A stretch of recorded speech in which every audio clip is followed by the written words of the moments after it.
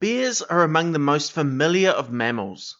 We've already looked at the American black bear, the brown bear, and the polar bear, three of the most widespread and iconic species. In those videos, a comment mentioned that it felt incomplete not to finish off the clade.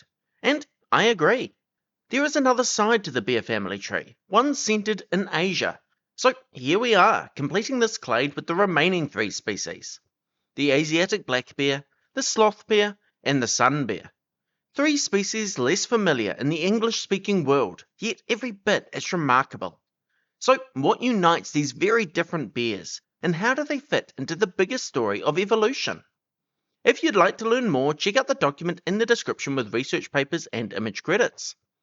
To understand where these bears fit in, we need to look at the bigger picture of bear evolution. The bear family, Ursidae, has 8 living species, but they are not all equally related. At one end of the tree is the iconic giant panda. Despite being an Asian species, it diverged from the rest of the bears very early on and belongs to its own distinct lineage. So while it is a bear living in Asia, it is not part of the Asian clade we are focusing on here. The next branch is the spectacled bear of South America, the only living member of the subfamily Timecodes. This species split off millions of years ago, leaving the remaining bears grouped together in the subfamily Ursinae. Interestingly, although the spectacled bear lives in South America, its ancestors were once widespread across North America. One lineage eventually crossed into South America during the Great American Biotic Interchange, resulting in the species we know today. By contrast, the American black and grizzly bears, which are more closely related to the sun bear than to the spectacled bear, arrived in North America later from Eurasia. In other words, the spectacled bear's South American home is a relic of an ancient dispersal, while the modern North American bears represent a separate, more recent wave of colonization. Ursinae then divides into two major clades. On one side are the bears we have already covered, the American black bear, the brown bear, and the polar bear. On the other side are the three Asian bears that we will be looking at today. It is worth noting that although the Asiatic black bear belongs to the genus Ursus, genetic evidence shows it is actually closer to the sloth and sun bears than it is to the brown or polar bears. I have discussed this paraphyly of Ursus in an earlier episode, so we will not dwell on it here, but it is a good reminder that taxonomy and evolutionary history don't always line up neatly. The Asiatic black bear, Ursus thibetanus, ranges from the forests of the Himalayas across much of East Asia, including Japan, and south into Thailand and Vietnam. Instantly recognizable by the pale crescent of fur on its chest, it is often called the moon bear. In many ways, it is a living link to the past. It closely resembles early members of Ursinae, such as the Etruscan bear, which lived 1 to 2 million years ago in Eurasia. Its skeleton even more closely resembles a larger form of Ursus minimus, a small bear from about 4 million years ago. But this similarity is so striking that paleontologists sometimes rely on radiometric dating to tell fossilized bones apart, raising intriguing questions about whether the Asiatic black bear is a direct modern descendant of these ancient forms, or even represents the same species given a different name. The Asiatic black bear is adapted for an arboreal lifestyle, similar to its American cousin. Its strong limbs and sharp claws allow it to climb high into trees to feed on fruit and nuts, to escape predators, or simply to rest. Unlike their American relatives, these bears do not consistently hibernate.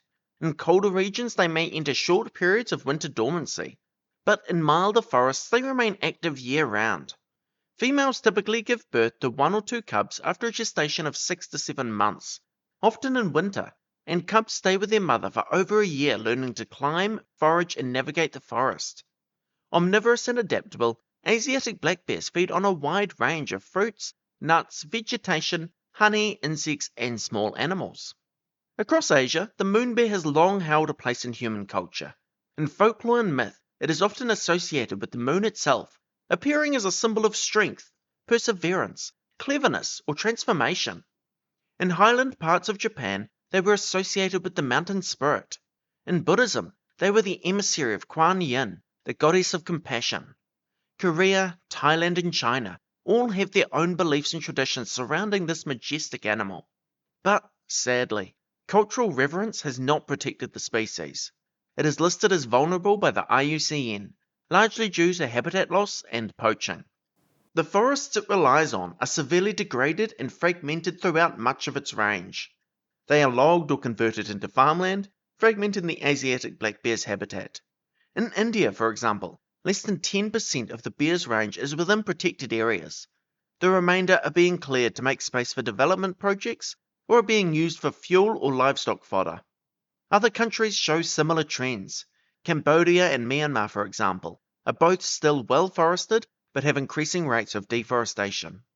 The problem with addressing the deforestation for the Asiatic black bear is that their range is so large and includes so many different countries that it requires international cooperation to lead conservation efforts. Having said that, this does also have a benefit. It does mean that if populations in India are struggling, they may be doing much better in countries with little deforestation. Thailand, for example, has relatively low forest cover, but the remaining forests are almost all within protected areas, meaning that it is not fragmenting further. Good habitat remains in parts of China, Taiwan, Korea, Russia, and Japan. And in Japan in particular, Asiatic black bear populations are actually expanding as the country restores its forests, and their rural human communities are reducing as people move to the cities. Deforestation is certainly not the only conservation challenge. For centuries, Asiatic black bears have been taken from the wild to supply human demands, often in ways that cause immense suffering. One of the most notorious traditions was the practice of training dancing bears. Cubs were captured, their claws and teeth often removed. A hot iron rod was used to pierce their muzzle to insert a rope, the constant tugging of which forced the animal to rear up and shuffle on command, entertaining crowds in markets and villages. While this practice has been banned and largely eradicated in many countries thanks to animal welfare campaigns, its legacy persists, and in some areas bears are still trafficked for similar purposes. Circuses and roadside attractions have also long exploited the Asiatic black bear. These intelligent, active animals are kept in cramped enclosures and made to perform tricks that are far removed from their natural behavior. The image of the moon bear as an amusing spectacle strips away its cultural significance and ecological importance, reducing a symbol of strength and wilderness into a mere prop for human amusement. Beyond entertainment, poaching also fuels a lucrative trade in bear body parts. Bear paws are considered a delicacy in some regions, often served as luxury dishes in restaurants. Skins and claws are sold as trophies or used in traditional crafts. Each of these practices requires killing the animal, and with habitat already shrinking, hunting adds another layer of pressure to wild populations. Perhaps the most devastating of all is the bear bile industry. Asiatic black bears are the primary species exploited in bile farms, where they are confined in small cages and subjected to invasive and painful procedures that extract bile from their gallbladders. This bile is used in traditional medicines, although unlike many other animal parts used for similar purposes, bear bile has been scientifically proven to have some medicinal properties, like removing gallstones or treating liver disease. Although the sellers will often claim it helps with many more problems than just these. But even more importantly, synthetic substitutes are widely available. Tens of thousands of bears are estimated to be kept in such conditions across Asia. All of this makes the Asiatic black bear one of the most threatened members of its family. It has shown remarkable resilience, adapting to fragmented forests and surviving in close proximity to people. But even this adaptability has its limits. Deforestation, poaching, and the ongoing demand for bear bile continue to place immense pressure on populations across much of its range. Yet there are also signs of hope. In places where forests are recovering and exploitation has been curbed, populations can rebound. Protecting this species will depend not only on safeguarding habitat, but on changing human attitudes, so that the moon bear can once again be seen as a symbol of resilience in wilderness, rather than a resource to be consumed. The sloth bear, Melursus ursinus, is found across the Indian subcontinent, from the dry forests of Sri Lanka to the grasslands and woodlands of India and Nepal. At first glance, it looks unlike any other bear: long, shaggy fur, a pale muzzle, a white chest patch, and a peculiar gap in its front teeth.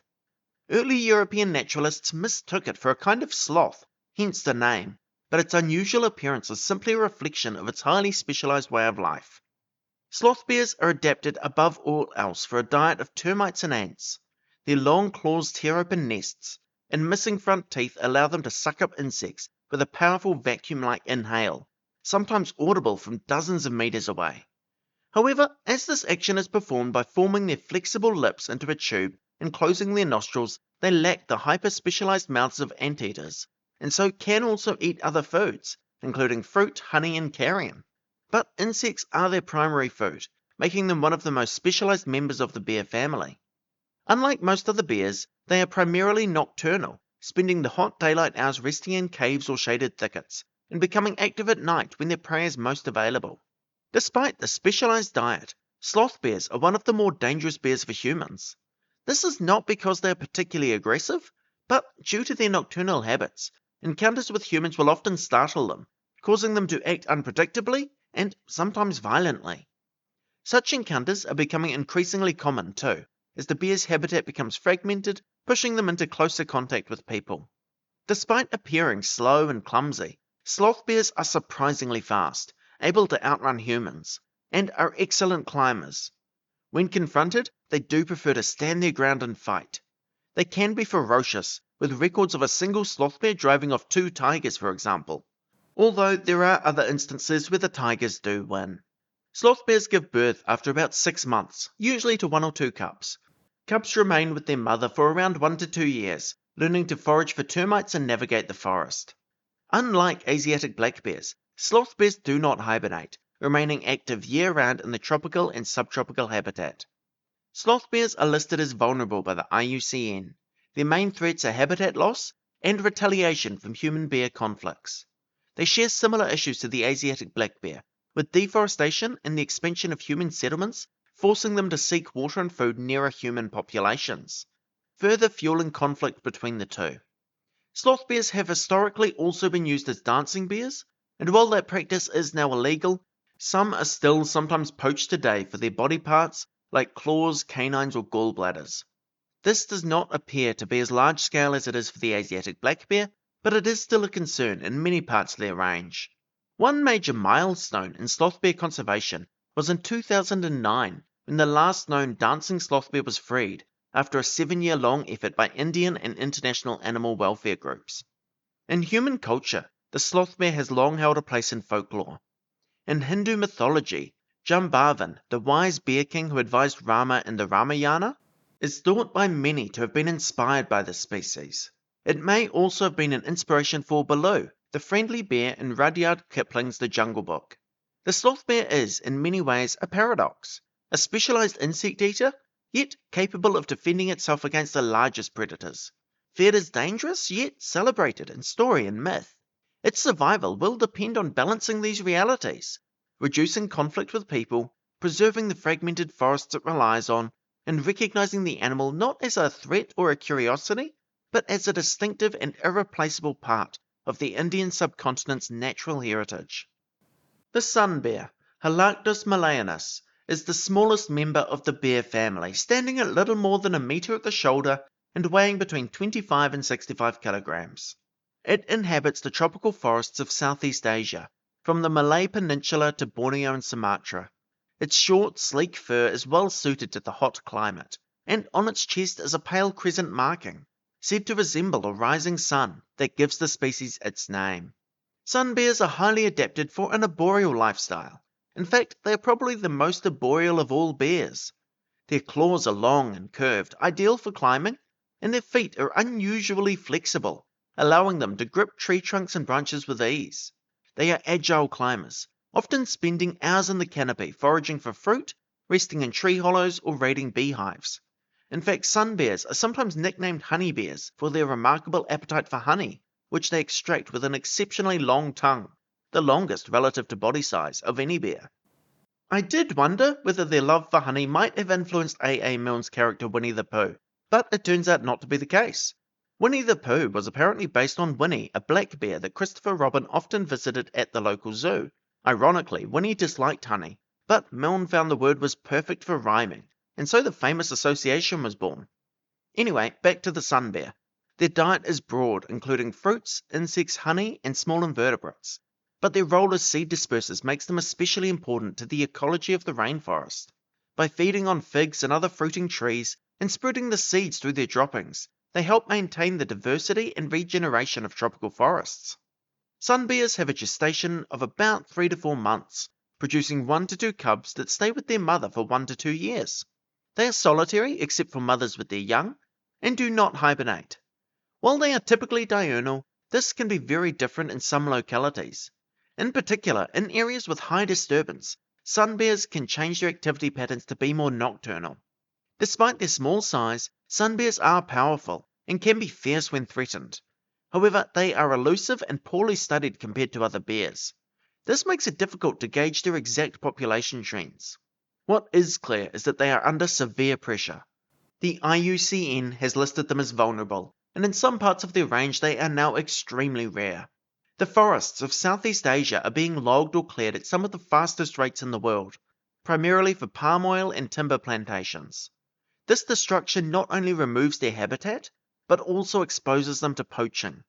Sun bears are hunted for their meat, for their bile, which, like that of Asiatic black bears, is used in traditional medicine, and sometimes captured alive as pets. Unlike the Asiatic black bear or the sloth bear, the sun bear has little deep-rooted cultural symbolism to fall back on. It is less well known, and in many places overlooked. Yet it is a keystone of the rainforest ecosystem. A species that, if lost, would take with it countless ecological connections. Protecting sun bears ultimately means protecting the forests they inhabit, which are among the most threatened ecosystems on Earth. Across Asia, these 3 bears may differ greatly in appearance and behavior, from the arboreal sun bear to the termite-hunting sloth bear, but they share a worrying conservation status. All are listed as vulnerable by the IUCN, their populations under strain from widespread deforestation and habitat fragmentation. As forests shrink, bears are forced into closer contact with people, fueling conflict that too often ends badly for the animals. Yet, each species also faces its own distinct pressures. Asiatic black bears are perhaps the most heavily exploited, harvested for bile, body parts, and use in entertainment. Sloth bears, meanwhile, are more often persecuted directly in human-bear conflicts or poached for their claws and teeth. Sun bears, the smallest of the bears, are threatened by the loss of tropical rainforests, but also by capture for the pet trade. Taken together, these threats highlight a broader truth. The fate of Asia's bears is tightly bound to the fate of the forest they inhabit. Protecting these ecosystems not only safeguards the bears themselves, but the countless other species that depend on the same habitats. Ultimately, their survival depends on protecting intact forests and fostering international cooperation, since these wide-ranging species cross borders and face pressures that no single country can address alone. I realise much of this episode has been a bit of a downer, talking about animal cruelty and exploitation. That's certainly important, but I want to end on a slightly lighter note by looking at something more fun: their intelligence. All 3 of these bears are remarkably clever animals, with reasoning and problem-solving skills that can rival those of primates. Sadly, this is a very understudied area, and these 3 are among the least studied bears of all. They've been observed using tools to reach food, and in captivity will move logs or sticks to help them climb or pull treats within reach. There are even anecdotal reports of wild sloth bears using sticks to get better access to termite nests.